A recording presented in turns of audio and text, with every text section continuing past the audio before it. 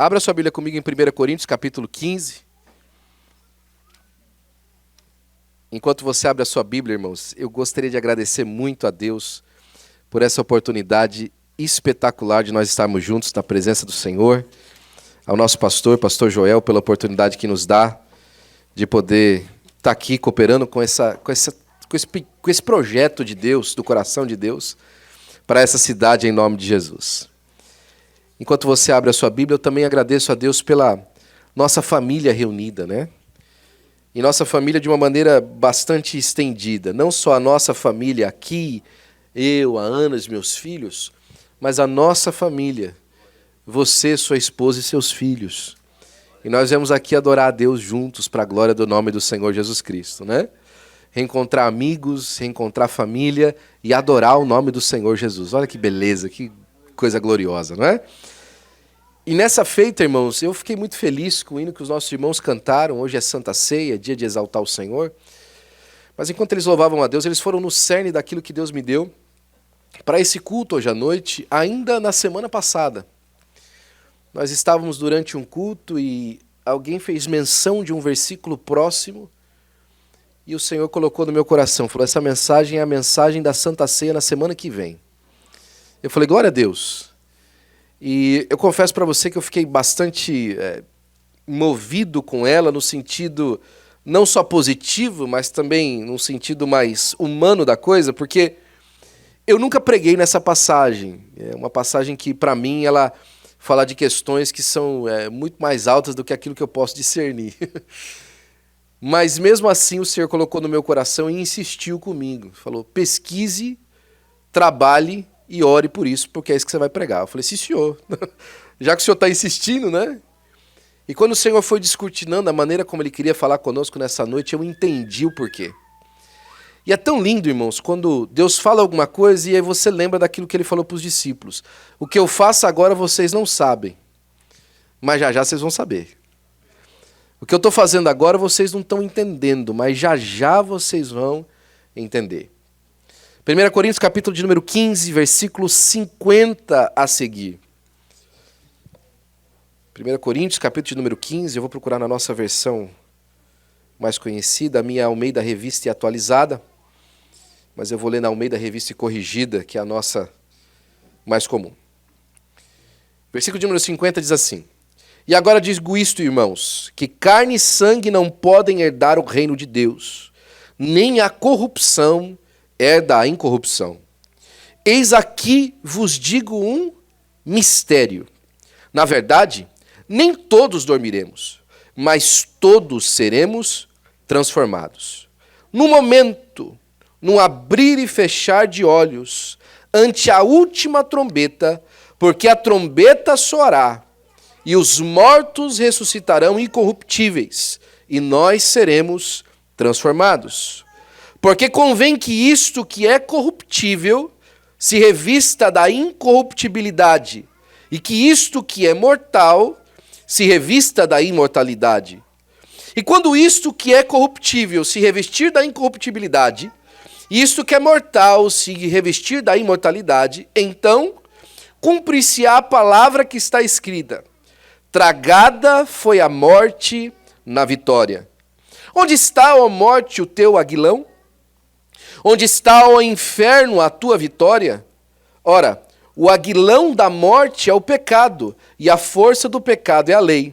Mas graças a Deus, que nos dá vitória por nosso Senhor Jesus Cristo. Portanto, meus amados irmãos, sede firmes e constantes, sempre abundantes na obra do Senhor, sabendo que o vosso trabalho não é vão no Senhor. Amém. Glória a Deus. Você não dá um glória a Deus por isso? Irmãos, nós não estamos nessa vida e nessa corrida por conta de questões humanas e passageiras. Nós estamos aqui porque nós somos chamados por uma santa vocação para a glória do nome do Senhor Jesus Cristo. Capítulo de número 15 da carta que Paulo escreve à igreja de Coríntios, ele é muito especial. Porque ele começa tratando de um momento muito importante da vida da igreja. Os historiadores dizem que aquele versículo entre o 3 até o 6 era uma espécie de panfleto da igreja primitiva. Eu ouvi isso há pouco tempo atrás, é uma pesquisa que tem durado muitos anos, mas se descobriu que o texto mais antigo, mais próximo dos dias do Senhor Jesus Cristo, é o texto de 1 Coríntios capítulo 15, entre o versículo 3 e o 6. O primeiro escrito que foi divulgado entre a igreja primitiva foi aquele que, na verdade, o Senhor Jesus Cristo morreu na cruz do Calvário, como diz as Escrituras, ao terceiro dia ressuscitou, como diz as Escrituras, depois foi visto por Pedro e depois por Tiago e os demais, e por fim mais de 500 testemunhas, e aí ele completa, e por derradeiro apareceu a mim. Eles creem que esse versículo, essa porção da palavra de Deus, ele surgiu como coisa de, no máximo, 1 ano e meio depois da ressurreição do Senhor Jesus Cristo, e era uma espécie de panfleto evangelístico que eles passavam uns aos outros falando da realidade da ressurreição de Jesus. Ele também deixa claro que a ressurreição de Jesus não era uma questão filosófica ou espiritual, era um fato histórico. Não era uma crença pessoal das pessoas. Jesus ressuscitou dos mortos, assim como o dólar é a moeda oficial dos Estados Unidos. Jesus ressuscitou dos mortos, assim como água é formada por H2O. É um fato, é uma realidade. Não se pode apagar, não se pode demover e nem remover. O Senhor Jesus Cristo ressuscitou dos mortos e essa é a nossa esperança maior para a glória do nome de Jesus. Ele continua decorrendo o capítulo de número 15 e vai tratando de etapas daquilo que se trata a vida espiritual e a maneira como o Senhor Jesus Cristo se apresenta. Alguns versículos mais para frente, ele fala alguma coisa muito bonita, que o primeiro Adão foi feito espírito vivente, mas o segundo Adão foi feito espírito vivificante. E vai explicando a pessoa do Senhor Jesus Cristo e toda a dinâmica entre o mundo espiritual e o mundo físico. Quando ele vai terminando de decorrer toda essa explicação, explanação baseada na vida do Senhor Jesus Cristo, ele começa a concluir o seu pensamento nessa ideia. Fala assim, olha, deixa eu falar uma coisa para vocês. O fato é que a maneira como nós estamos vivendo aqui não representa de maneira completa aquilo que nós vamos experimentar ali. Aquilo que nós estamos tendo de experiência aqui hoje, esse pão, esse vinho, o toque, o abraço, o aperto de mão, o olhar, as cadeiras, essa matéria, não é a mesma forma que nós vamos experimentar ali. Isso começa a parecer uma conversa meio de maluco, porque Paulo está falando com um povo, principalmente no contexto romano, que o que existia era o agora. E as conversações e as experiências espirituais só eram consideradas relevantes se elas fossem materializadas. Essa ideia de filosofia, de pensamento, era uma coisa que era completamente rejeitada se não existisse uma expressão concreta e real. Mas aí Paulo começa a dizer, deixa eu falar uma coisa para vocês. Nessa carne, nesse sangue, não se entra de verdade no reino de Deus. Não se pode herdar o reino de Deus nessa carne. E ele começa a discorrer e explicar isso, né? Porque aquilo que está corrompido não pode herdar aquilo que é incorruptível. E ele fala assim, vou contar uma coisa para vocês. Vou dizer para vocês um mistério. E aqui vem um negócio importante. Você sabe que tem uma diferença muito grande entre mistério e desconhecido? Mistério é alguma coisa que se conhece, mas não se explica. E desconhecido é uma coisa que você não conhece, por isso você não pode nem começar a explicar. Mistério é alguma coisa que todo mundo vê, que todo mundo sabe que acontece, mas ninguém consegue explicar como é que aconteceu. Isso é um mistério. Como é que apareceu isso aqui? Não sei, é um mistério. Está aqui, todo mundo está vendo. Mas ninguém sabe como é que veio parar ali. Paulo começa a falar assim para vocês, o que eu vou dizer para vocês agora é algo que você pode discutir o resto da sua vida, você não vai entender. É um mistério. É algo que você pode contar como certo, mas você jamais vai entender até que chegue. É algo que você pode colocar isso na tábua do seu coração, ainda que a explicação real e verdadeira disso de maneira completa, você não vai conseguir entender. O que ele está dizendo para você é o seguinte, olha, eu vou começar a dizer coisa para vocês que vocês vão ter que abraçar isso por fé, ou então esqueça. Eu vou começar a contar coisas para vocês a respeito do mundo espiritual e da vida vindoura, que ou você abraça por fé, ou então você esqueça. E aí ele começa a dizer, na verdade, nem todo mundo vai morrer. Como? Nem todos nós dormiremos. Nem todo mundo vai fechar os olhos dessa existência e passar um tempo no descanso, no paraíso. Alguns de nós, e no caso aqui, pelo que eu estou olhando e que eu estou vendo a história, todos nós, vamos ouvir o som da trombeta de Deus. E num piscar de olhos, num abrir e fechar de olhos, nós seremos transformados ao tocar o som da trombeta. Porque ele fala assim, porque a trombeta soará. Você pode ter certeza disso. Não é se a trombeta soar. Não é caso a trombeta soe. A trombeta soará. A trombeta soará. Você pode ter certeza absoluta que a trombeta de Deus soará na terra e nós seremos arrebatados. Você pode ter certeza disso. A trombeta soará. E os mortos ressuscitarão incorruptíveis, já no corpo novo. E nós? Nós seremos transformados. Vai haver uma transformação no nosso corpo, nós vamos receber um corpo novo. Por que isso vai acontecer? Porque convém que aquilo que é corruptível, esse corpo feito de massa, feito de corrupção terrena, ele precisa ser transformado para entrar no lugar da incorrupção. De onde a gente tira isso? Lembra de Isaías? Lembra quando Isaías vê o Senhor sentado num alto e sublime trono? E ele fala assim, ai de mim que vou perecendo. A palavra no original do hebraico ali é como se ele fosse se desconstruindo. Como se ele fosse virando pedacinhos. O fogo que saía do trono de Deus era um consumidor e Isaías estava se sentindo como que consumido. Até que Atenas tocasse nos seus lábios e tirasse a iniquidade, e é como se ele recebesse uma camada de proteção para estar naquele ambiente. Mas nós, para vivermos no céu junto com Deus, teremos um corpo novo para a glória do nome do Senhor Jesus Cristo. E aí ele começa a dizer assim, olha, e quando isso acontecer, e quando isso que é corruptível se revestir da incorruptibilidade, isso que é mortal se revestir da imortalidade, então uma coisa muito especial vai acontecer. Vai ser o fim da morte para sempre. A morte já está com os dias contados. A sentença dela saiu o dia que Jesus ressuscitou e ao terceiro dia apareceu vivo daquele sepulcro.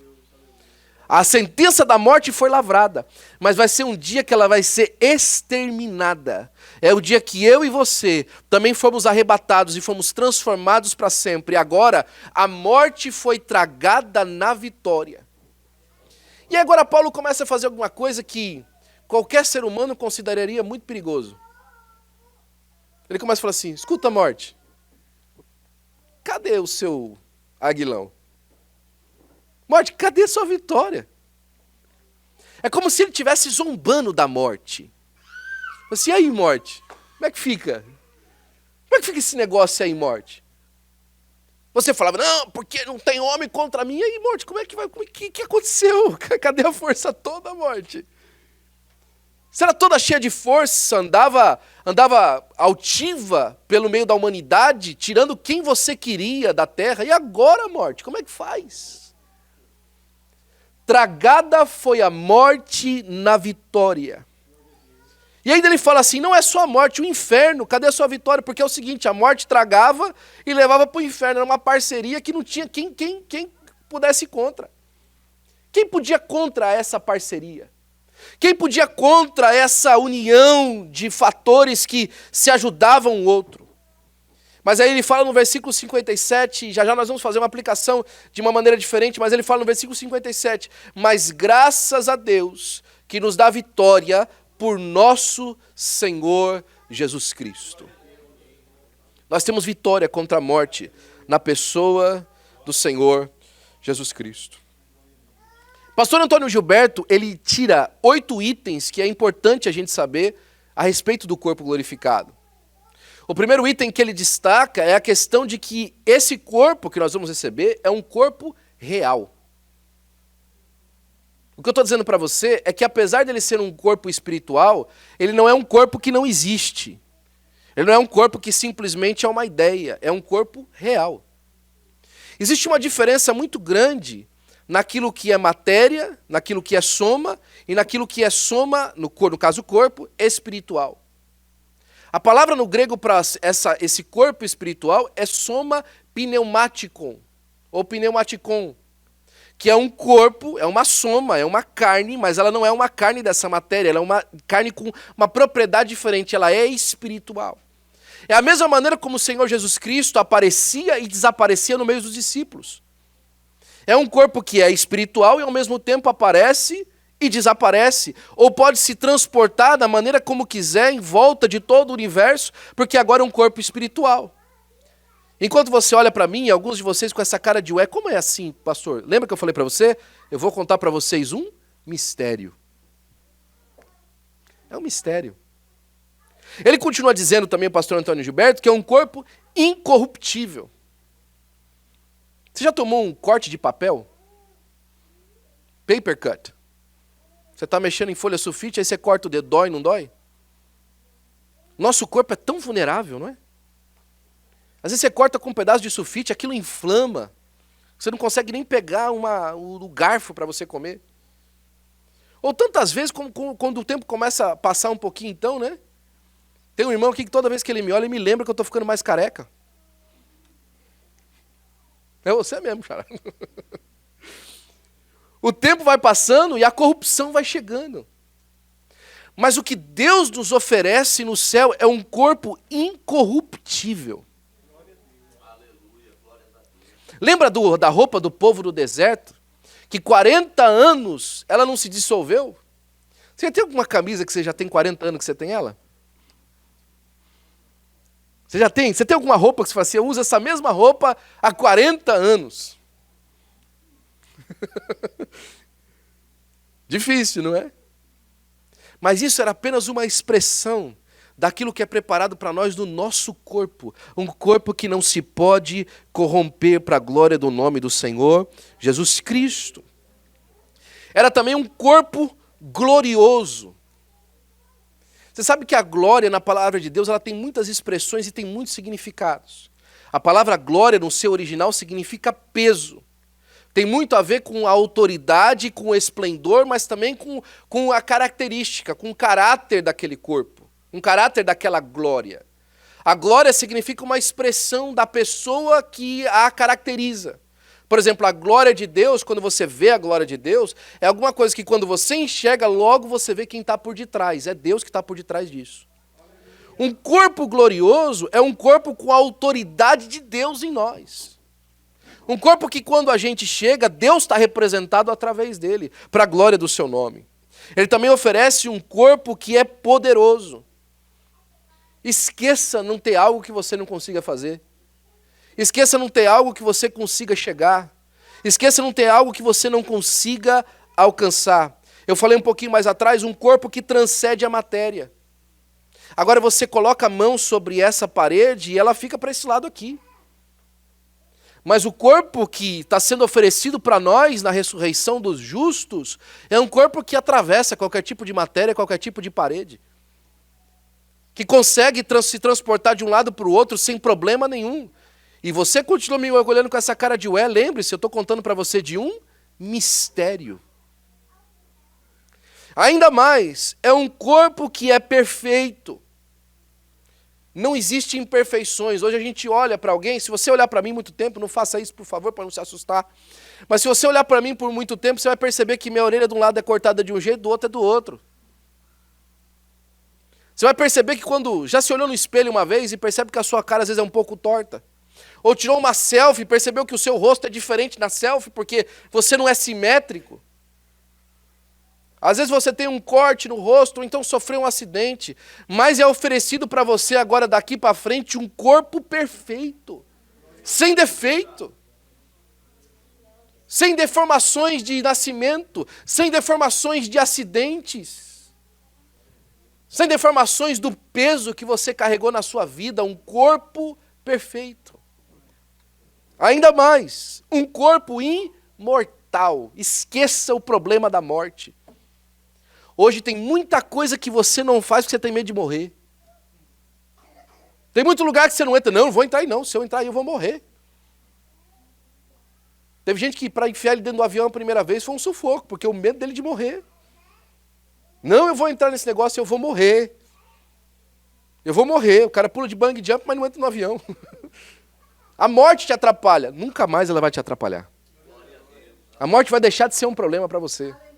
Já pensou isso? A morte nunca mais vai te incomodar. E por fim, mais glorioso, um corpo sem pecado. Nunca mais você vai ter o problema do pecado. A morte, o pecado é aquele que te incentiva o pecado, vai ser tirado de uma vez por todas. E você no corpo glorioso nunca mais vai pecar. Glória a Deus, pastor. Que coisa gloriosa, não é? O corpo que Deus nos oferece, esse mistério. Mas e aí hoje? What's in it for me? O que tem para mim em tudo isso que o Senhor falou? Porque o nosso problema é achar isso glorioso e não entender como se aplica hoje. Eu e você moramos num lugar onde essa mensagem que nós estamos pregando é considerada a história da carochinha. É uma história que as pessoas não querem acreditar mais. As pessoas olham para mim e para você e falam assim, cadê Jesus do corpo glorificado? Vocês continuam nessa? Batendo nessa tecla, falando sobre essas coisas? Como nós manifestamos essa nossa fé, desse corpo que nós vamos receber? Se a primeira coisa que nós fazemos quando nos oferecido trabalhar para o Senhor é, Senhor, mas o meu tempo, o meu corpo, a minha saúde, a minha vida. Senhor, eu não aguento. Senhor, eu estou num corpo que não suporta. A teologia tem essa mania de juntar essas duas coisas e glória a Deus por esse teólogo que fez isso, mas me atrapalha você muito a dar desculpa para Deus. Porque Moisés fez a mesma coisa. Moisés falou assim, Senhor, eu não sei falar. Moisés, eu não sei, Senhor, eu não sei fazer. Como é que vai fazer? Eu não sei.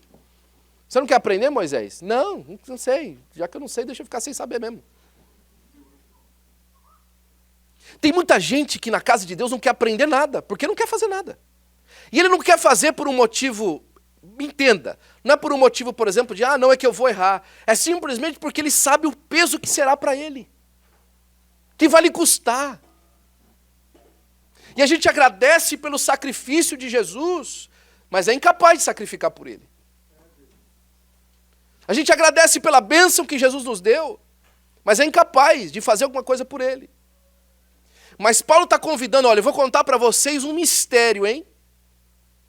Eu vou contar para vocês algo extraordinário. E como é que a gente vive isso? Sabe, a primeira coisa que você pode entender é que, como eu estava falando para vocês agora há pouco, esse corpo novo que nós vamos receber é um corpo real.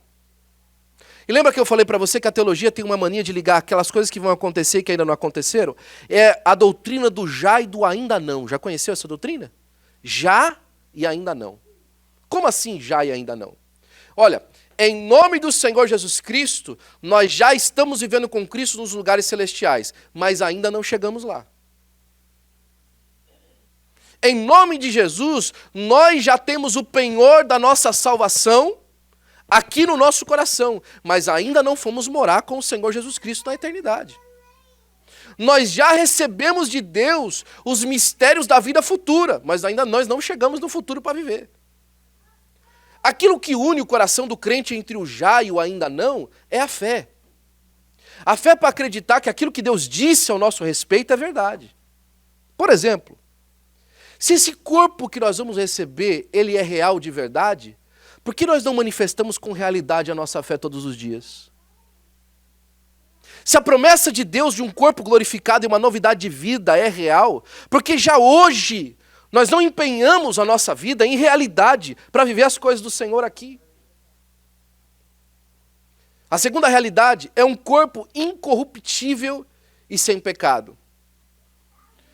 A coisa que você mais acha em qualquer lugar que você vai, em qualquer grande cidade como nós moramos, e não é só uma vantagem de Los Angeles, é uma vantagem de qualquer cidade grande, é o pecado que está envolto em todos os lugares. É a corrupção que está em volta de todos os lugares. Mas por que em fé nós não já assumimos que nós somos incorruptíveis em nome de Jesus, e o pecado não nos toca em nome de Jesus, e começamos a viver a nossa fé em ambientes que nós consideraríamos que são contrários a nós, mas agora por causa da fé no Senhor Jesus Cristo, nós vamos vencer neles, vamos ser incorruptíveis também para a glória do nome de Jesus. Outro aspecto dessa realidade é um corpo poderoso e transcendente à matéria. E aqui tem alguma coisa muito importante. Porque tem muita matéria que nos atrapalha, não é verdade? Essa matéria. O tempo é uma matéria? Não, mas ele limita a matéria. Quantas vezes nós somos limitados e achamos que a gente tem pouco poder para fazer as coisas? A gente espera esse corpo de poder, a gente espera esse corpo que transcende todas as coisas, mas a gente não transcende nem mesmo as nossas expectativas para olhar para o Senhor. Quantas vezes nós olhamos as promessas de Deus mesmo na vida, no dia a dia, no cotidiano, e fala assim, isso aqui não transcende daqui para lá, isso aqui não consegue nem alcançar o fim do dia eu crendo nisso. Nós vamos domingo à noite para a igreja, ou então na Santa Ceia, fazemos um compromisso com o Senhor, mas a fé da Santa Ceia não transcende o domingo de manhã. Não transcende a matéria de entrar no nosso carro e falar assim, esse carro está velho, como é que eu alcanço aquilo que Deus me disse nesse carro velho? Essa matéria não permite. Como é que eu alcanço a promessa de Deus nesse salário por mês? Deus nos promete um corpo transcendental de verdade lá na frente, mas a nossa fé não alcança hoje para viver isso em fé. Você está entendendo o que eu estou falando? Como que a promessa de Deus é tão grande e tão vasta, mas a gente tem uma dificuldade enorme de aplicar ela no dia a dia da nossa vida. É justamente o que ele está chamando a atenção da igreja de Coríntios. Oi, deixa eu falar para você. É difícil viver em Coríntios. Coríntios era considerada Las Vegas do mundo antigo. Tudo que acontecia de ruim, quando um romano queria viver o que tinha de pior da vida, ele descia para Coríntios. What happens in Coríntios stays in Coríntios. O que acontece em Vegas, fica em Vegas, que o pessoal fala, né? Vamos lá. E eles estão vivendo esse contexto. E como é que eles conseguiam se afastar do pecado? Olha, deixa eu contar para vocês um mistério. Tem alguma coisa preparada muito extraordinária para vocês ali na frente. Deixa eu contar para vocês um mistério. Deus está preparando algo extraordinário para você. Deixa eu contar para você um mistério. Tem algo de Deus vindo, que é maior de tudo aquilo que você experimentou nessa terra. E ainda, um corpo glorioso e perfeito. Aqui tudo que a gente faz é precário. A nossa glória aqui no melhor de nós ainda tem resquício da nossa humanidade, tem ou não tem? O dia que Deus te usa, o dia que Deus faz alguma coisa extraordinária, você fala assim, glória a Deus que Deus fez, mas eu também me coloquei na brecha, né? O melhor da nossa glória ainda tem o resquício da nossa humanidade. Mas será que pela fé a gente pode alcançar que um dia de verdade a gente vai viver isso de maneira completa em nome de Jesus? É por isso que eu quero começar a terminar. Depois de Paulo explicar tudo isso, e nós fazemos essa ponte entre uma coisa e outra, ele começa com a palavra portanto. E eu gosto da palavra portanto. Se eu pudesse, eu pregava só uns portanto da Bíblia pro resto da vida, porque já tem muita coisa. Toda vez que você começar a ler um versículo na Bíblia, foi o primeiro versículo que você lê, portanto, volta uns 5 versículos para trás. Porque aquilo ali é o final do pensamento. Se você começar a ler qualquer coisa, está escrito portanto, volta. 5, 6 versículos para trás, onde o pensamento começa. Porque o portanto é que Paulo agora vai resumir o pensamento do que ele fez. Ele apresenta toda uma defesa. ele descortina o mundo espiritual. Ele descortina a glória que vai ser revelada. Ele fala assim, portanto, porque você vai herdar isso, porque isso é para você, porque esse é o caminho da sua eternidade. Portanto, sede firmes e constantes. Por causa disso que está lá na frente, não se permita ser uma pessoa inconstante. Não se permita ser uma pessoa sem firmeza. Portanto, sede firmes e constantes. Uma coisa que atrapalha muito a caminhada da igreja é a inconstância nossa. Um dia a gente está feliz, outro dia a gente está alegre. Um dia a gente está contente, outro dia a gente está menos contente. E aí a gente delimita o nosso trabalho para Deus por conta das nossas emoções. Desculpa falar isso para você, principalmente para os líderes.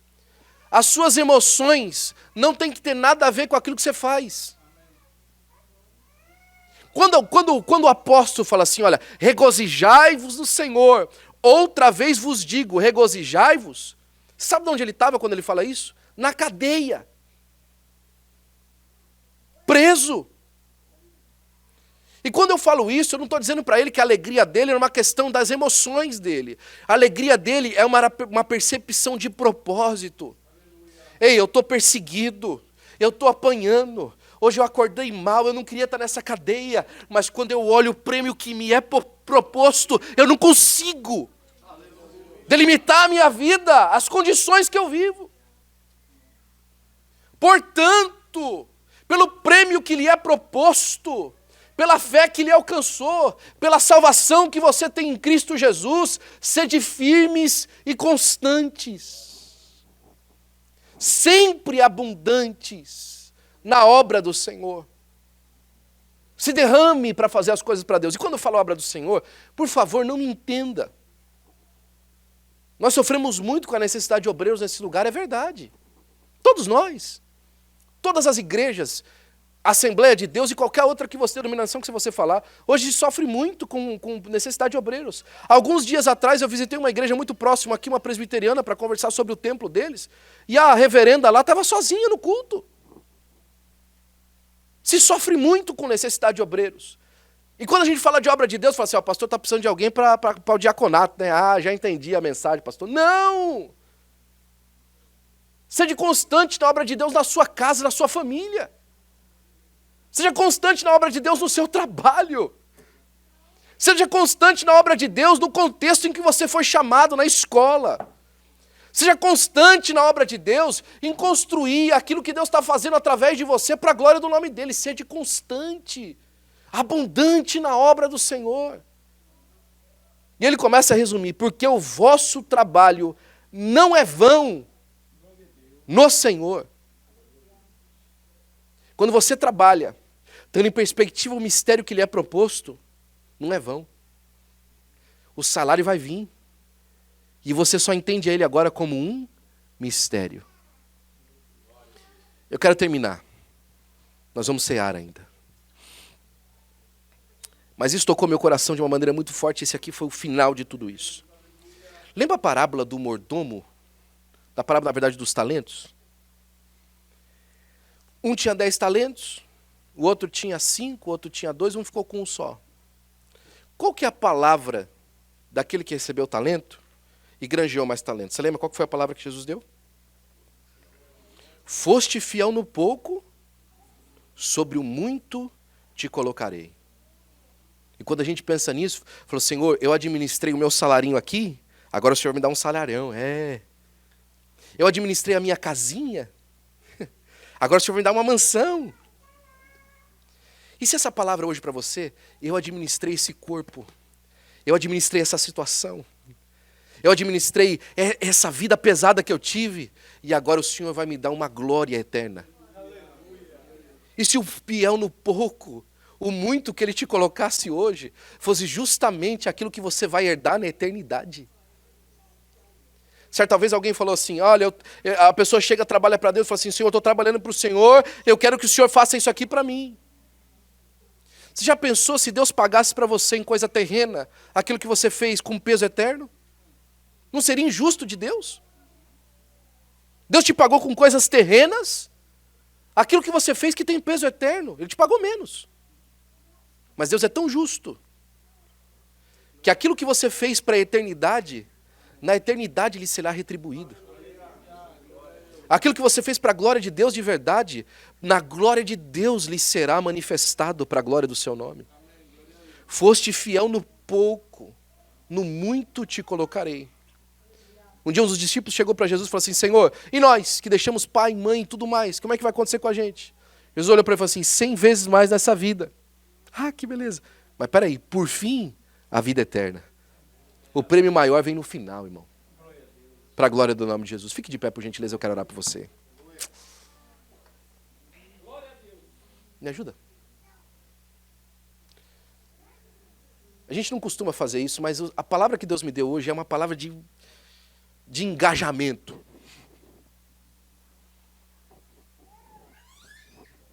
De conectar você de volta com o seu propósito. De trazer você de volta para o lugar certo. Está na hora de você começar a enfrentar essa circunstância diferente, viu? Está na hora de você parar de olhar para o seu corpo, para as suas coisas, para a sua história, e começar a olhar para a história que Deus quer escrever através de você. Tem um mistério preparado.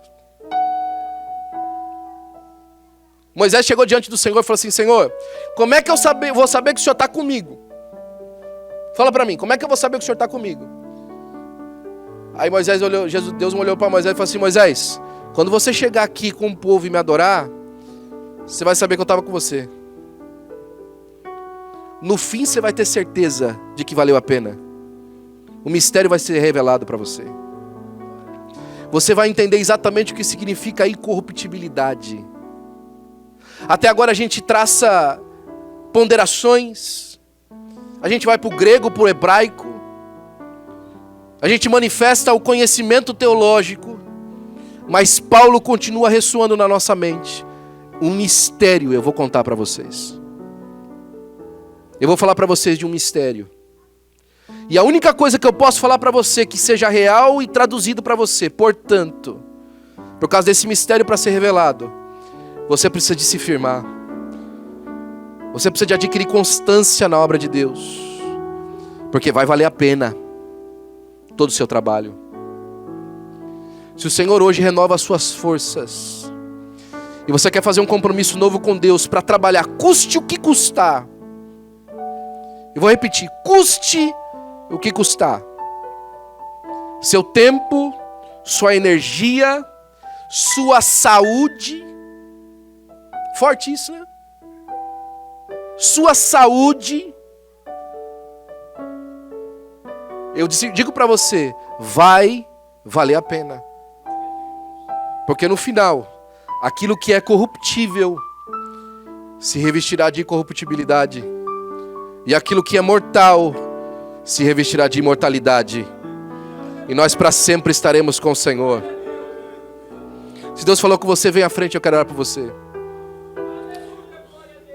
Tua fidelidade incomparável és, nada é como tu, bendito Deus.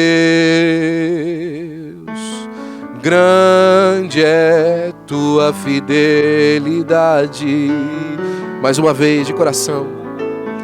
Tua fidelidade é grande.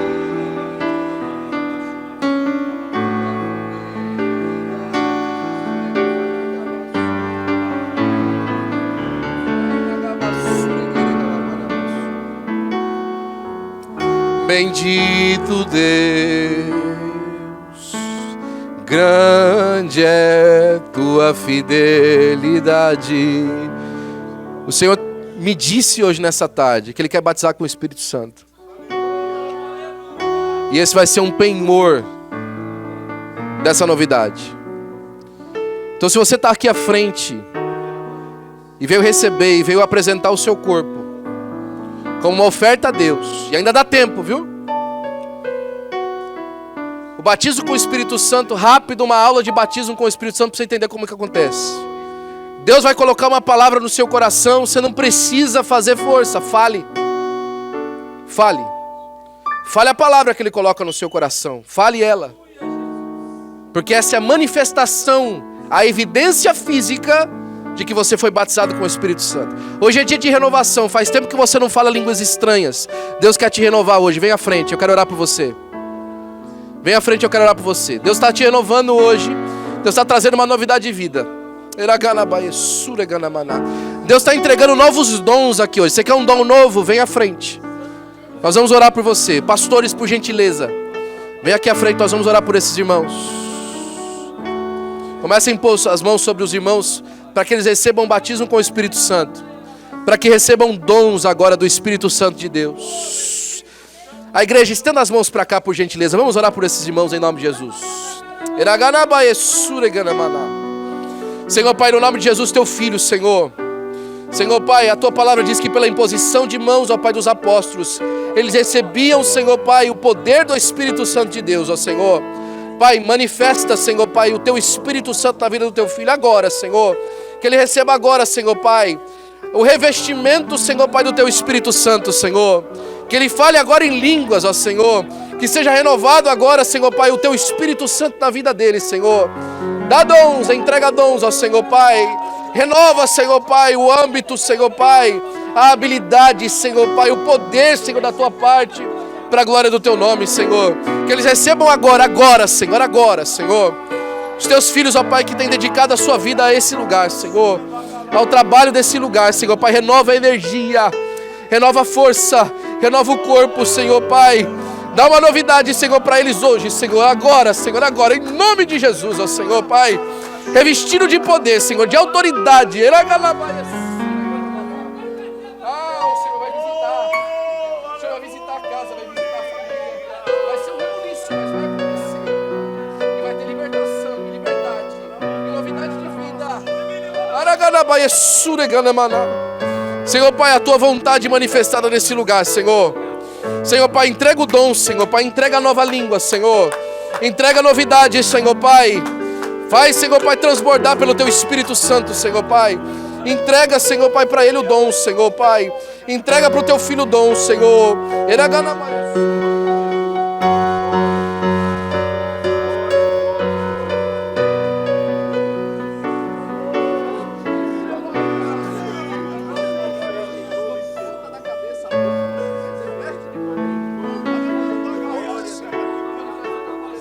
Senhor Pai, em nome de Jesus. Senhor Pai, faz assim, Pai, com toda a tua igreja, Senhor. E manifesta o teu poder em toda a tua igreja, Senhor. E nós daremos a honra, a glória e o louvor em nome de Jesus.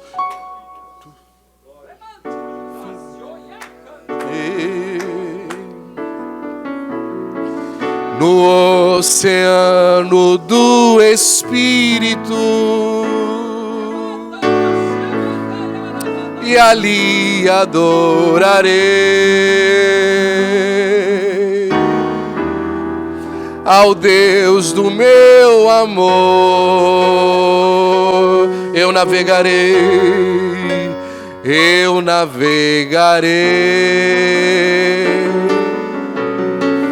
no oceano do Espírito,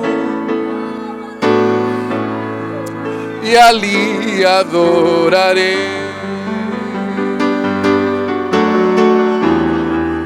ao Deus do meu amor.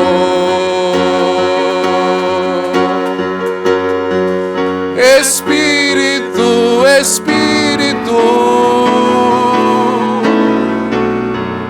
que desce como fogo, vem como em Pentecoste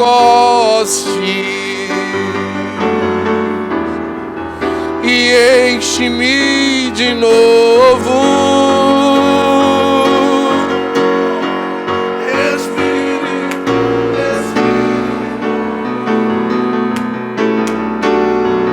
que desce como fogo, vem como em Pentecoste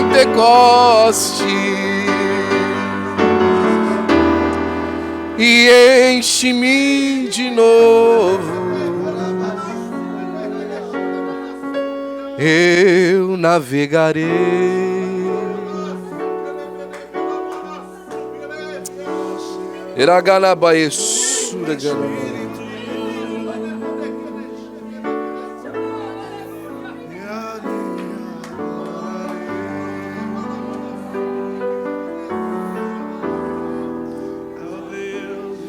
Porque você não tira um minuto para dar uma expressão a Deus da sua adoração. Tira um minuto. Levanta as suas mãos, dá glória a Deus. Deus está fazendo algo extraordinário aqui. Não perca tempo. O dom que você tanto pediu está aqui hoje. A novidade que você pediu está aqui hoje. Aquilo que você tanto buscou está aqui hoje. É seu. Entra e pega. A mesa está pronta. A mesa está posta.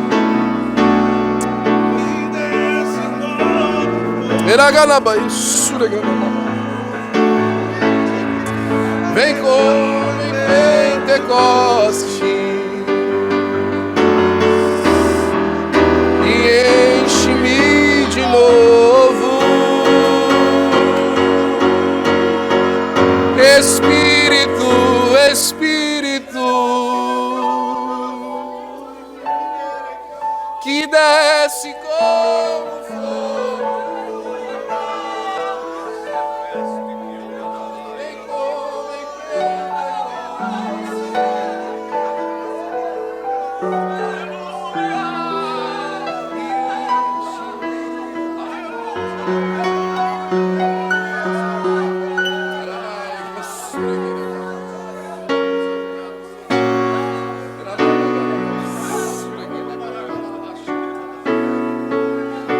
é para você.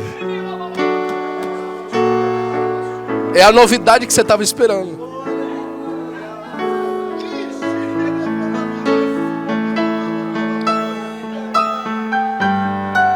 Resposta, tem resposta aí, hein? Tem resposta para a sua vida. Tem resposta para a sua chamada hoje. Aleluia. Glória ao nome de Jesus.